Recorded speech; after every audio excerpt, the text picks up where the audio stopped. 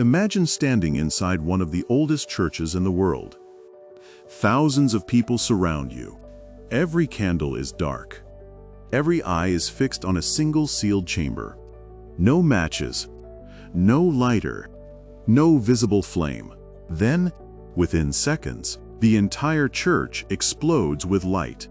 For centuries, believers have called it the holy fire. Others insist there must be a perfectly ordinary explanation. But here's the real mystery. This isn't a forgotten legend. It happens every single year. Tonight, we won't ask you to believe. We'll ask something far more interesting. Where does this fire really come from? Because behind this ancient ceremony lies a mystery that has divided pilgrims, historians, skeptics, and believers for generations. And the deeper you look, the stranger the story becomes. Every year, on Holy Saturday, thousands of pilgrims gather inside the Church of the Holy Sepulchre in Jerusalem. Many arrive hours before dawn. The atmosphere is unlike anything else. Prayers, expectation, silence. At the center of everything stands a tiny stone chamber, traditionally believed to contain the tomb of Jesus. Before the ceremony begins, the chamber is inspected according to long-standing ritual. The lights are extinguished. The patriarch enters alone. The doors close. Outside, everyone waits. Minutes pass. No one inside can be seen. Then suddenly, a flame appears. Within moments, that flame spreads through the crowd. Thousands of candles ignite one after another. The church becomes a sea of light. For believers, this marks one of the most sacred moments of the year. For others, it raises an unavoidable question.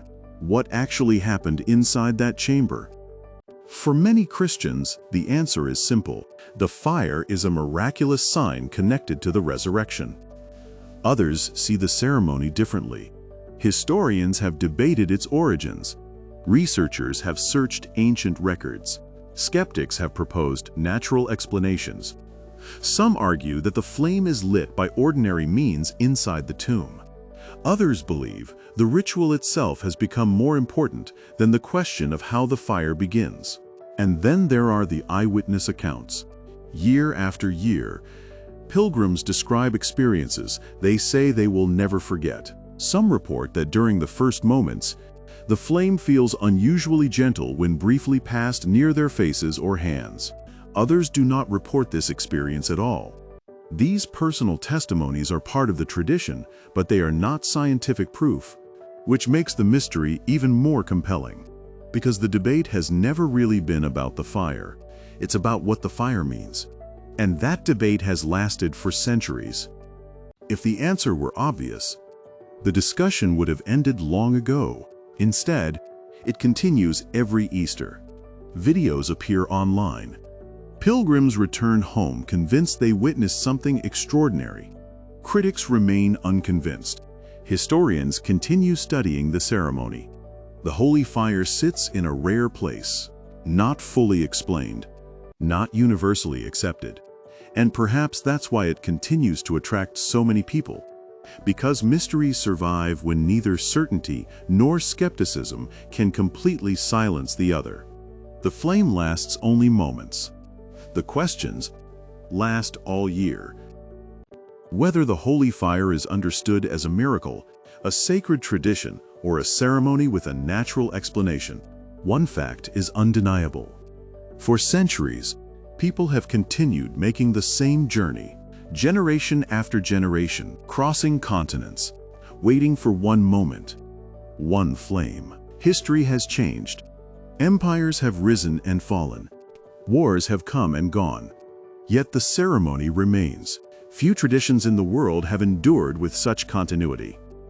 Perhaps that persistence is part of the mystery itself. Not simply how the flame appears, but why it still moves millions of people today. So, where does this fire come from? History offers one perspective. Faith offers another. Investigation continues to ask new questions, and perhaps that is exactly where this story belongs. Not as a debate with a final winner, but as a mystery that invites every generation to look again. Whether you see a miracle, a tradition, or an unanswered question, the holy fire reminds us that some mysteries are not kept alive by certainty. They are kept alive by curiosity, and sometimes the most enduring flame isn't the one that lights a candle, it's the one that keeps people searching. If you enjoyed this investigation, welcome to Divine Eternal Stories. Every week we explore the greatest mysteries of Christian history through historical evidence, eyewitness accounts, science and faith, always inviting you to think before reaching your own conclusions.